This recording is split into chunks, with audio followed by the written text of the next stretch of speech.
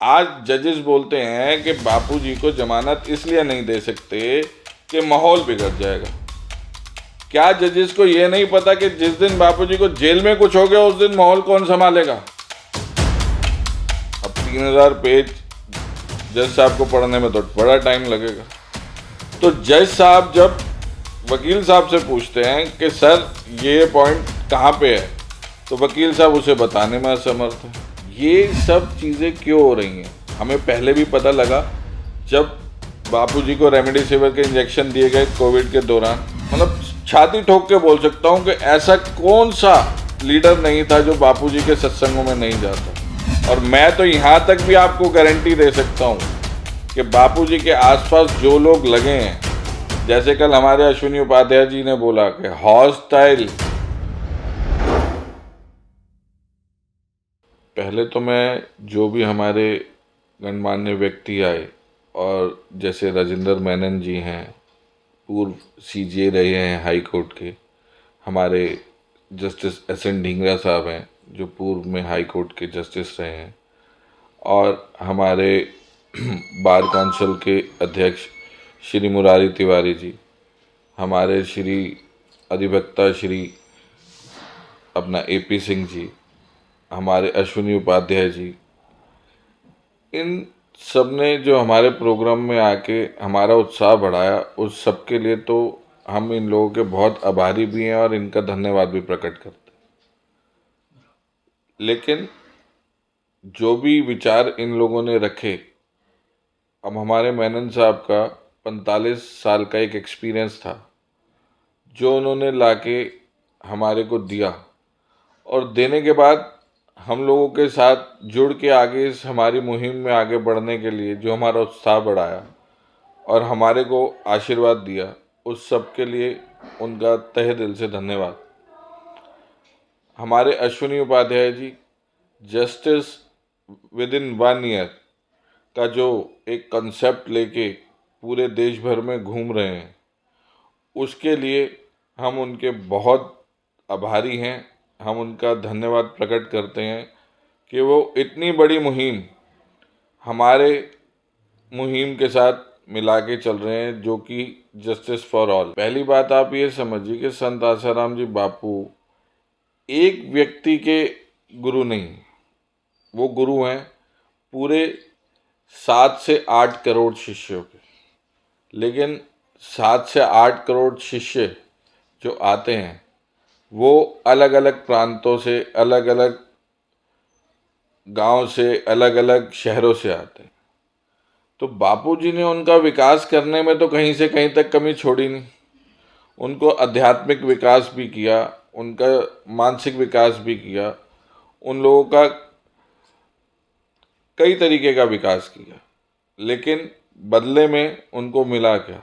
11.5 साल की जेल। अब हम अगर इसके ऊपर चर्चा करें, अभी आज ही सुबह ही हमारे को पता लगा था कि उनकी एक कोर्ट में हेयरिंग चल रही है।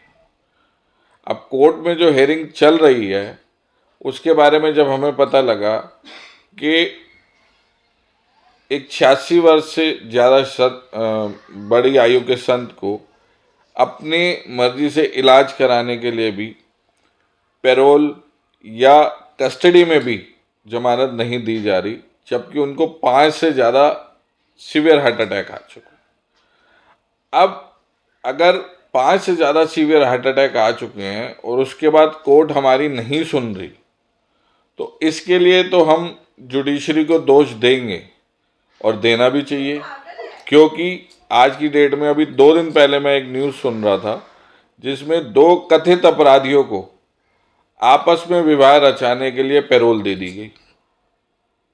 अब ये बताइए कि आपस में ब्याह रचाने के लिए कथित अपराधियों को कोर्ट जो है बेल दे सकता है, पैरोल दे सकता है, लेकिन संत आशाराम जी बापू, क्योंकि वो संत हैं, समाज सुधारक हैं, क्या उनको पैरोल इलाज कराने के लिए नहीं मिलनी चाहिए थी? मिलनी चाहिए। लेकिन मैं अब किसी और चीज़ पर रोशनी डाल रहा हूँ। जो हमें सुबह पता लगा, और वो इतना अजीब हुआ कि हमें जब पता लगा तो हमें ये लगा कि हम कोर्ट के ऊपर जो उंगली उठा रहे हैं वास्तव में वो उंगली तो हमारे ऊपर उठ रही है। अब वो कैसे?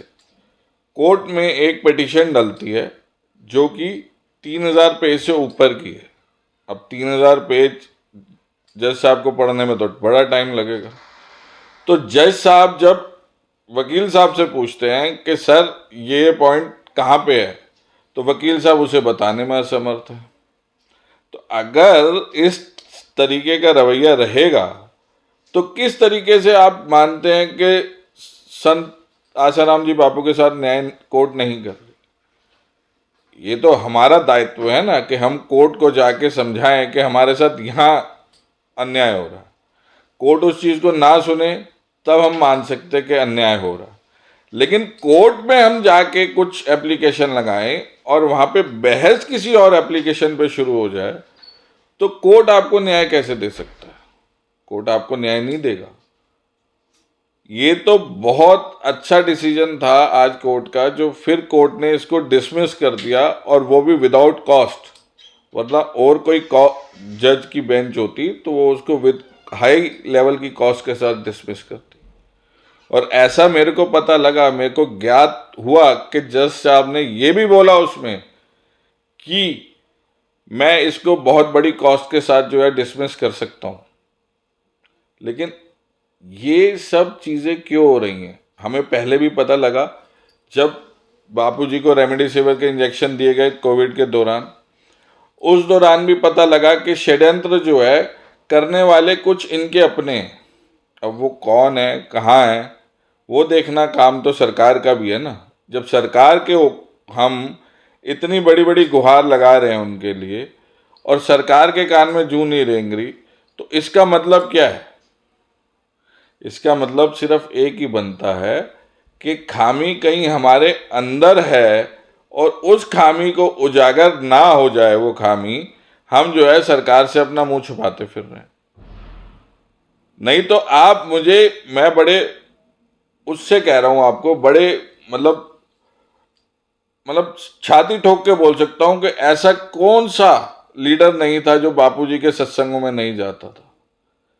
क्या वजह है कि सबने उनसे मुंह फेर लिया? वो वजह सिर्फ एक ही है। वो वजह यही है कि बापूजी के पास आज तक जो भी हेल्प बन के गए उनको किसी ना किसी तरीके से नकार के, साइड करके, और बापूजी से उनका डायरेक्ट इंटरेक्शन कभी होने ही नहीं दिया गया। और मैं तो यहाँ तक भी आपको गारंटी दे सकता हूँ कि बापूजी के आसपास जो लोग लगे हैं, जैसे कल हमारे अश्विनी उपाध्याय जी ने बोला कि हॉस्टाइल विटनेस के लिए एक मुहिम बनानी चाहिए कि उसका नार्को पॉलीग्राफी टेस्ट होना चाहिए। तो बापूजी के पास जितने आसपास इनके सेवक लगे हैं जो बोलते हैं कि हम ही सर्वे हैं, उनका भी सरकार को नार्को पॉलीग्राफी टेस्ट कराना चाहिए, कोर्ट को नार्को पॉलीग्राफी टेस्ट कराना चाहिए, और सरकार को अपने ऊपर लग रहे इस इल्ज़ाम से भी छुटकारा पाना चाहिए कि सरकार इसमें कुछ नहीं करना चाहती या कोर्ट इसमें कुछ नहीं करना चाहती। कल जस्टिस ढींगरा साहब ने कहा था कि डेट पे डेट लेना ये वकीलों की प्रक्रिया में शामिल होता है, और कई बारी जो है डेट देना वो जजेस की प्रक्रिया में शामिल होता है। जो जजेस काम नहीं करना चाहते वो डेट पे डेट देते हैं, और जो वकील जिनको फीस टाइम पे नहीं मिलती वो डेट पे डेट लेते हैं। लेकिन नुकसान असल में किसका होता है? नुकसान असल में होता है एक आम आदमी का। अगर मैं संत आशाराम बापू को एक आम आदमी भी मानूं तो भी उनके मानव अधिकार का तो हनन हो रहा है ना। एक 86 वर्षीय संत को एक सरकारों ने अपने चक्कर में, जुडिशरी ने अपने चक्कर में, और जो उनको घेर के बैठे हैं उन्होंने अपने चक्कर में मरने के लिए, सड़ने के लिए जेल में छोड़ रखा है। ऐसा क्यों? किसी की तो अकाउंटेबिलिटी तय होगी। आज जजेस बोलते हैं कि बापूजी को जमानत इसलिए नहीं दे सकते कि माहौल बिगड़ जाएगा। क्या जजेस को यह नहीं पता कि जिस दिन बापूजी को जेल में कुछ हो गया उस दिन माहौल कौन संभालेगा? मैं बड़े दावे के साथ बोल रहा हूं आपको ये बात, और ये सरकारों को समझना चाहिए, क्योंकि सरकार को पता नहीं लग रहा कि मैं बड़े उससे कहता हूं कि मैं इसमें एक चीज़ और देख रहा हूं कि हो सकता है इसमें सरकार की कहीं गलती है ही नहीं, क्योंकि अंदर से जो काम करने, जो एप्लीकेशंस कोर्ट में मूव हो रही हैं, वो किसके कहने पे मूव हो रही हैं। यहां तक भी अभी मुझे पिछले दिनों पता लगा कि ये लोग जो है आसाराम बापू के नकली साइन करके और कोर्ट में पेपर लगा देते हैं। अब वो कौन लोग हैं भैया, उनको पकड़ो तो सही, लेकिन उनको पकड़ने के साथ साथ जजेस को ये तो पता होना चाहिए ना कि यार ये हमारे पास आ रहा है, ये बार बार जो एप्लीकेशन उठ के आ रही है, क्या क्लाइंट को पता है? क्या वकील, जितने भी, मैं आज तक आपको ये गारंटी दे सकता हूँ, मैक्सिमम वकील जितने भी आज तक इनके केस में रहे होंगे, मेरे ख्याल तो सैकड़ों वकील रह चुके हैं, मेरे पास तो गिनती भी नहीं है, लेकिन उनमें से एक या दो से ज़्यादा या तीन से ज़्यादा कभी भी आशाराम बापू जी से डायरेक्टली मिले ही नहीं होंगे। एक चीज़ और मैं कहना चाहूँगा आप लोगों से कि जो भी हमारे मीडिया कर्मी कल हमारे मीडिया के साथी आए, उन लोगों का भी धन्यवाद देता हूँ कि वो हमारी इस मुहिम को हमारे साथ मिल के आगे लेके चल रहे हैं। और दूसरी चीज़ ये कि जो भी लोग आए, जिन्होंने प्रोग्राम में शिरकत की, उनका भी मैं बड़ा धन्यवाद देता हूँ और लोगों से ये अपील करता हूँ कि इस हमारी मुहिम में हमारे साथ जुड़ें।